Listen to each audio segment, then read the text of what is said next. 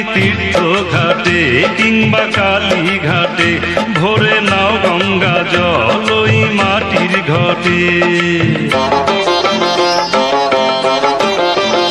নিমাই তীর্থ ঘাটে কিংবা কালী ঘাটে ভরে নাও গঙ্গা জল ওই মাটির ঘটে। পাক কাঁধে বলো উল্লাসে,